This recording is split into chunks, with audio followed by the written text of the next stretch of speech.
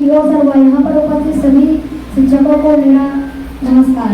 मेरा नाम रहीमा जो कक्षा यूपीएस करीब का छात्र हूँ। आज मैं मौलिक अधिकार और मौलिक कर्तव्य के विषय पर अपना विचार प्रस्तुत करना चाहता हूँ। हमारे संविधान ने हमें कुछ मौलिक अधिकार जैसे स्वतंत्रता का अधिकार, समानता का अधिकार, धार्मिक स्वतंत्रता का अधिकार दिया है, लेकिन हमारे अधिकारों के साथ हमारे कुछ कर्तव्य भी होते हैं। हमारा पहला मौलिक कर्तव्य संविधान का पालन करना। हमें राष्ट्रीय ध्वज और राष्ट्रगान का सम्मान करना चाहिए। पर्यावरण की रक्षा करनी चाहिए। एक अच्छे नागरिक का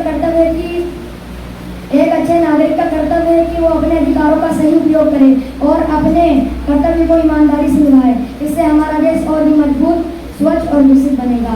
अंत में मैं यही कहना चाहता हूँ, अधिकार हमें स्वतंत्र बनाते हैं, कर्तव्य हमें जिम्मेदार नागरिक बनाते हैं। समानता का अधिकार हर नागरिक का आधार, कर्तव्य निभाओ, देश को महान बनाओ। धन्यवाद। जय हिंद, जय भारत। माननीय शिक्षकगण, निर्णायक मंडल एवं मेरे प्रिय साथियों, आप सभी को मेरा नमस्कार। मेरा नाम शालिनी है, मैं कक्षा 8 में पढ़ती हूँ। मैं यूडीएस अवस्थी से आई हूँ। आज मैं आप सभी के सामने अपने कुछ विचार प्रस्तुत करना चाहती हूँ। मेरे विचार है मौलिक अधिकार और मौलिक कर्तव्य। साथियों, कल्पना कीजिए अगर हमें अपने मन से जीने की आज़ादी न होती और हमारा भारत आज़ाद न हुआ होता तो हमारा जीवन इस समय कैसा होता। इसीलिए हमारे संविधान में कुछ अधिकारों का उल्लेखन किया गया है जिन्हें हम मौलिक अधिकार कहते हैं। इन मौलिक अधिकारों को 6 भागों में बांटा गया है।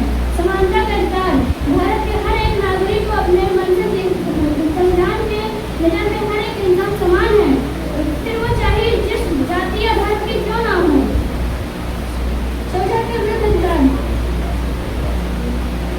शोषण के विरुद्ध अधिकार, 14 वर्ष से बच्चों से मजदूरी नहीं करवानी चाहिए और किसी भी इंसान से जबरदस्ती मजदूरी करवाना कानूनी अपराध है। इसमें इस संविधान में नहीं लिखा हुआ है कि किसी से जबरदस्ती से काम करवाएं और उसे डरा धमका कर रखें। संवैधानिक उपचारों का अधिकार, कहीं भी अगर संविधान का हनन हो रहा हो तो उसको उच्चतम या उच्च न्यायालय की शरण ली जा सकती है। साथियों, हमें क्या केवल मौलिक अधिकार चाहिए? नहीं, हमें जिस तरह एक सिक्के के 2 पहलू होते हैं, ठीक उसी तरह एक जिम्मेदार नागरिक के ऊपर हमारे अधिकार और हमारे मौलिक कर्तव्य भी होते हैं। इसलिए हमारे संविधान में मौलिक कर्तव्यों का भी उल्लेखन किया गया है। संविधान का पालन करें और उसके आदर्श संस्थाओं, राष्ट्रध्वज और राष्ट्रगान का सम्मान करें। भारत के प्रत्येक नागरिक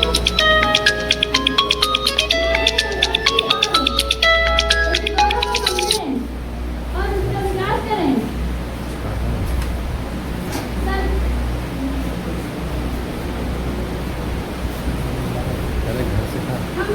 आइए हम सब मिलकर संकल्प लें कि हम अपने देश को स्वस्थ मजबूत बनाएंगे और इसमें वो अपना योगदान देंगे। अधिकारों से मिले सम्मान, कर्तव्यों से बड़े देश किसान।